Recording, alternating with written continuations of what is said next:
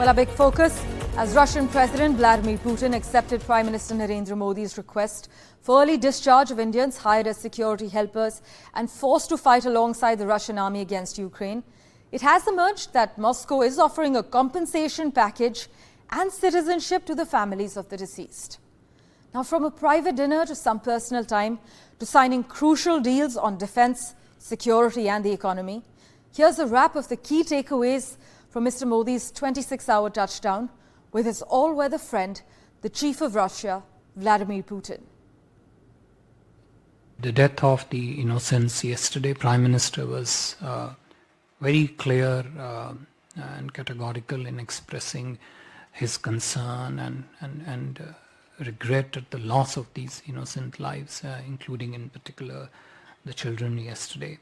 And you would have seen that, I'm not trying to paraphrase Prime Minister's remark because he said it openly.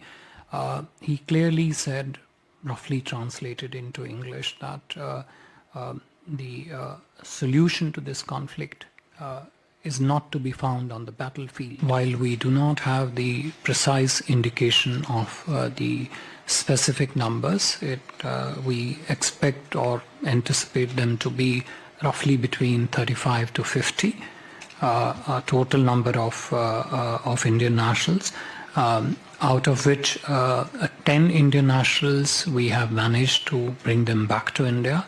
Prime Minister raised this issue very strongly, that we should try and get back all Indian nationals back to India as early as possible.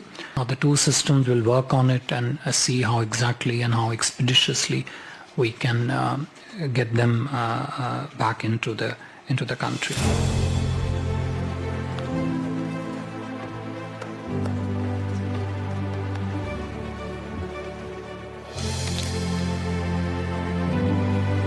While the war in Ukraine intensified as Moscow continued its assault on Kiev, the India-Russia bonhomie was on full display as Prime Minister Modi concluded his first bilateral visit in his third term. From an informal dinner and tour of Putin's residence to signing crucial deals on economy, defense and security and the discharge of Indians stuck on the war front, the two leaders deepened ties, much to the annoyance of America. Yet, despite this close friendship between Prime Minister Modi and Russian President Putin, India condemned Moscow's strike on a children's hospital which killed over 41 people in Kiev during their bilateral meeting, highlighting the rare dynamic between the two leaders and India's voice in peace talks. Excellency, एक मित्र के नाते मैंने हमेशा कहा है कि हमारी भावी पीढ़ी के उज्जवल भविष्य के लिए शांति सर्वाधिक आवश्यक है, लेकिन मैं ये भी जानता हूं कि युद्ध के मैदान में समाधान संभव नहीं होते। बम, बंदूक और गोलियों के बीच समाधान और शांति वार्ताएं सफल नहीं होती हैं और हमने वार्ता के माध्यम से ही शांति के रास्ते अपनाने होंगे। Prime Minister Modi was also conferred with the Order of St. Andrew, Russia's highest civilian honor, as a tribute to the old, deep friendship and mutual trust between India and Russia. Уважаемый господин премьер-министр, дорогой друг, награждение вас орденом святого апостола Андрея Первозванного отражает искреннюю признательность российской стороны за тот значимый вклад, который вы вносите в укрепление дружбы и взаимопонимания между нашими государствами и народами.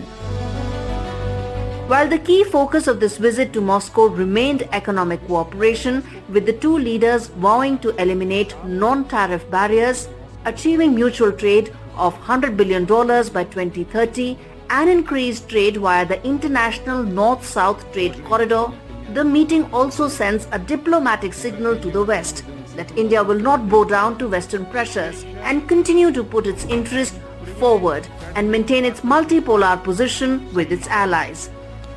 With Disha Bagchi, Bureau Report, NDTV.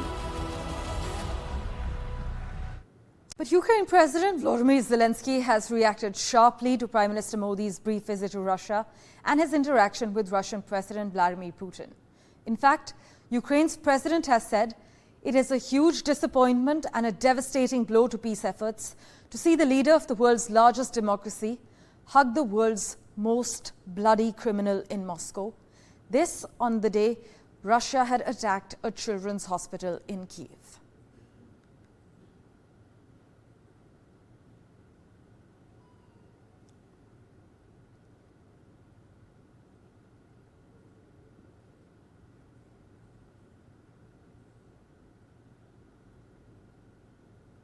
Now, with Russia his first choice for a bilateral visit in his third tenure, Prime Minister Modi broke a tradition that Indian Prime Ministers travel to neighbouring countries on their first standalone visits in a tenure, indicating the importance of the India-Russia partnership.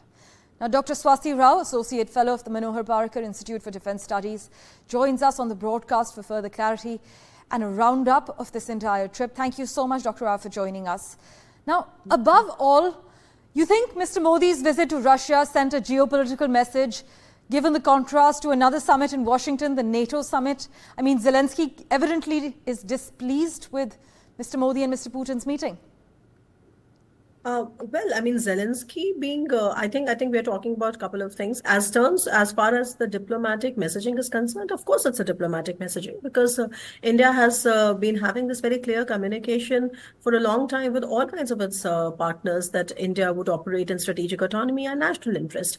And the reason why Prime Minister Modi actually went to Russia to restart the annual summit, etc., were basically all international interests because, you already mentioned it also in your primer that there's been ways to boost trade, for example, smoothen out the rupee-ruble mechanism, and also take into account the fact that there's been this growing trade deficit and what are the ways to reduce that. So I think or for that matter, you mentioned getting back the Indians who are stuck in Russia, who land up fighting, and then some of them also land up getting killed. And MEA had taken a very strong view of that. So I think if you look at the outcomes of why the Prime Minister had gone, I think the Prime Minister had gone with a very clear agenda.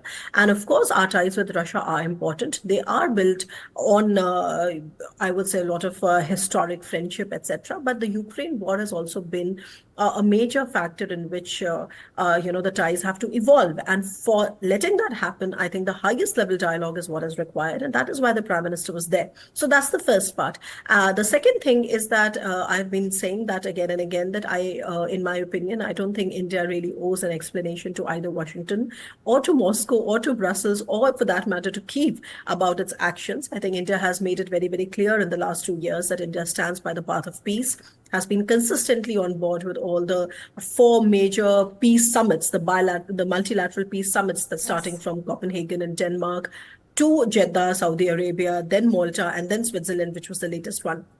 And on the other hand, India has also kept its ties with Russia alive and not bowed down to either Western sanctions or anyone. At the same time, this is also signaling to China because India is also mindful of the growing strategic alignment between Russia and China as a reason of the war. And by doing this, I think this is a situation which is in the best interest of India as well as in the best interest of Russia, because both would like to have a balance in the Eurasian order intact, like we have been doing. Now, one cannot argue, even for a moment that one can just go about business as always. No, there are so many changes, but that's the nature of world politics and geopolitics, right? It is a very fluid situation. And in that, the purpose of diplomacy is actually to operate in national interest. So I think in that sense, it's very good. There's also been, in terms of signaling to Washington, you see, all these dates have been set in advance. Yes, of course, NATO countries, 32 of them now are meeting in Washington. The major ponderable out there is to be how to Trump-proof, lest somebody like Donald Trump were to come back to as American president.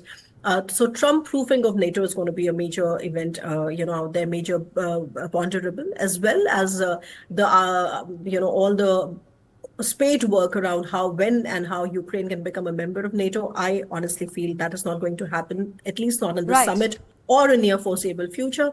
But yes, it is more about long-term security assurances and agreements that so many Western partners have entered into Ukraine. Yes. So, well, that's a different path. So in terms of signaling, yes, there has been a signaling, but at the same time, it's beyond the signaling, and it's about really understanding, navigating India's Right, national Dr. Rao.